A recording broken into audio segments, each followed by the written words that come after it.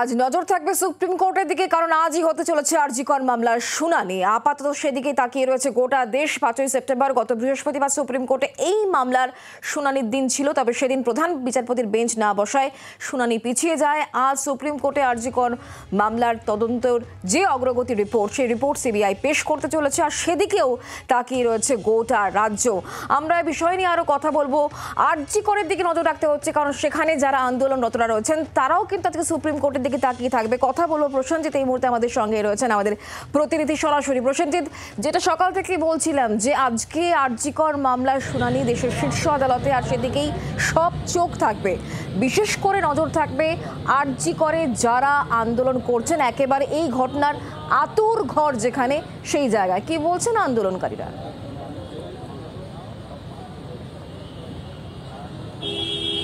দেখো, এখনো পর্যন্ত সকালে যে প্রতিবাদ তারা সারা রাত ধরে করেছে, সকালেও করেছে, এবং সেই জায়গায় দাঁড়িয়ে যে সেই সমস্ত চিকিৎসকরা, যেটা তুমি বললে যে একদম আরজি কর যে আতুর ঘর, সেখান থেকে তারা কিন্তু জানাচ্ছে যে সুপ্রিম কোর্টে আজকের যে শুনানি, যে 10:30টার পর যে শুনানি হবে, সেই দিকে কিন্তু তাকিয়ে থাকছে সেই সমস্ত চিকিৎসকরা।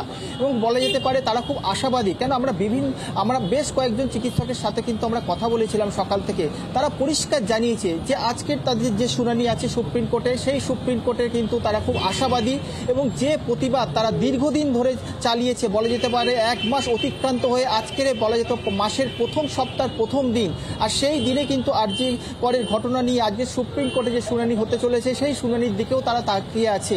এবং যেভাবে তারা সকাল থেকে বলা যেতে পারে সারা রাত তারা প্রতিবাদ করেছে, এবং বিভিন্নভাবে সেই প্রতিবাদের ভাষায় কোথাও দুর্গা মায়ের যেমন প্রতিমা এঁকেছে নারী শক্তিকে শক্তি পাওয়ার জন্য, পাশাপাশি রং তুলি দিয়ে বিভিন্ন ছবি তারা এঁকেছে, এবং সাথে সাথে যে চিকিৎসক যে খুন করে, তাকে ধর্ষণ করে খুন করে মারা হয়েছে, তাকেও কিন্তু সেই ছবি কিন্তু তুলির টানে আঁকা হয়েছে। তার মুখে কালো পদ্ম ফুল, গোলাপ ফুল দেওয়া হয়েছে, যেখানে বোঝানো হচ্ছে যে এখনো সেই চিকিৎসক কিন্তু তিনি বিচার পাননি, এবং সেই বিচারের ভাষায় এখনো পর্যন্ত তারা কিন্তু সেই প্রতিবাদ জানিয়ে যাচ্ছে। এবং সাথে সাথে আজকের যে সুপ্রিম কোর্টের শুনানি, সেদিকেও তাকিয়ে আছে। শুধু এই আরজি করের যারা চিকিৎসক, যারা তার সহপাঠী ছিল, তারা কিন্তু না, সারা রাজ্য, সারা দেশের বাইরেও কিন্তু ভিন্ন দেশেও কিন্তু তারা তাকিয়ে আছে। এবং সেই জায়গায় দাঁড়িয়ে সকাল থেকে বলা যেতে পারে সেই ভোরের আলো ফোটার সাথে সাথে প্রথম দিনের প্রথম সকাল মাসে শুরু হচ্ছে, এবং সেখান থেকে তারা খুব আশাবাদী। এবং আমরা সকাল থেকে বেশ কয়েকজন চিকিৎসকের সাথে কথা বলেছি, তারা কিন্তু একইভাবে সেই প্রতিবাদ যেমন জানাচ্ছে, পাশাপাশি আজকে সুপ্রিম কোর্টের দিকে তাকিয়ে আছে। এবং আমরা প্রশ্ন করেছিলাম যদি এই শুনানি আবার ফের পিছিয়ে যায় তাহলে তাদের কর্মসূচি কি হবে। তারা জানিয়েছে আজকের যে 10:30টার পরে যে শুনানি হবে, শুনানিতে যে রায় ঘোষণা হবে, সেখান থেকে কিন্তু কর্মসূচি আবার নতুনভাবে শুরু করবে। মানে বোঝা যাচ্ছে তারা কিন্তু এই লড়াই থেকে পিছু হটছে না।